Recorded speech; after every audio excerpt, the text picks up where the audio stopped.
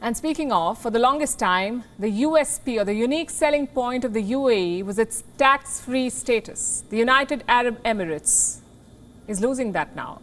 Starting June 2023, corporates in the UAE will be asked to pay a federal tax.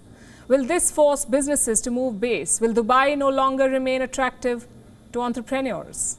And why is the UAE suddenly introducing a tax after all these years? Our next report has the answers. It's hard to get this skyline wrong.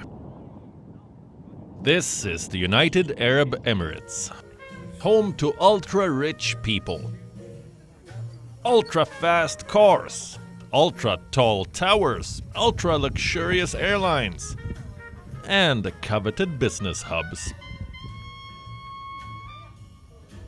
There are at least 3,209 international companies in the UAE. Most of them are based in Dubai. What makes this land a favorable business destination? 1.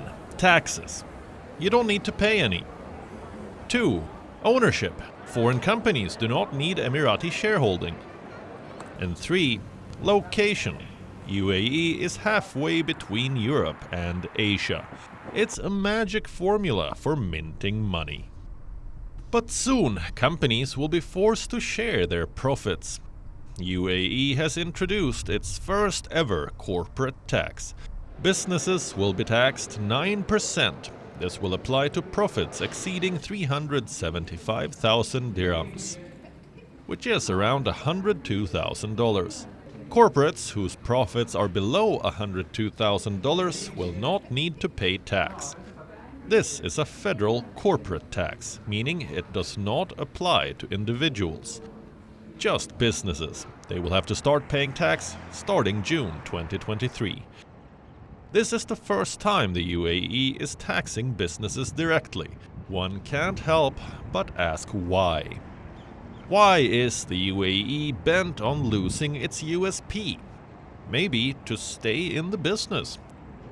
We did some digging. Here's what we think paved the way for this tax regime. 1. The need to be a team player.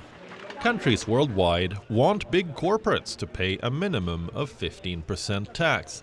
The proposal was put forward by the OECD, and 136 countries, including the UAE, signed on it in 2021. This corporate tax helps UAE do its bit in countering big tech's tax evasion. What it also does is save the UAE from grey listing. Point number 2 may come as a shock to some of you.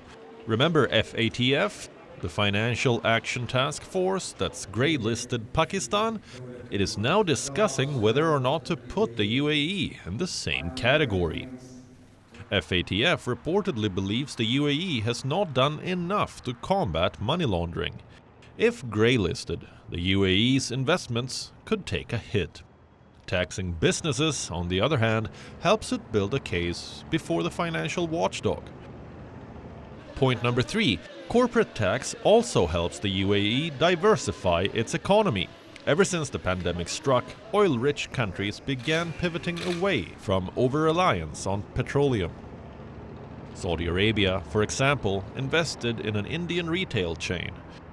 The UAE, too, is exploring different avenues of income. In 2018, the UAE introduced VAT, or value-added tax, on most goods and services. Currently, branches of foreign banks need to pay 20% tax, as do certain companies in the energy sector. What changes now is that other businesses too come under the tax bracket. There is a possible fallout of this move. The UAE may lose business, especially to Saudi Arabia. Riyadh has been offering incentive to international companies. It wants businesses to shift their offices. To be fair, the UAE still has an edge. For starters, most other Gulf countries impose corporate tax on MNCs too. In Saudi Arabia, it is 20%. In Oman, it is 15%. And 10% in Qatar. The UAE is proposing 9%. What about tax havens outside the Gulf? Montenegro's tax rate is 8%. Gibraltar, 10%. Hong Kong's taxes start at 8.5% and go up to 16.5%. The UAE's finance ministry has said that the country's corporate tax regime will be amongst the most competitive in the world.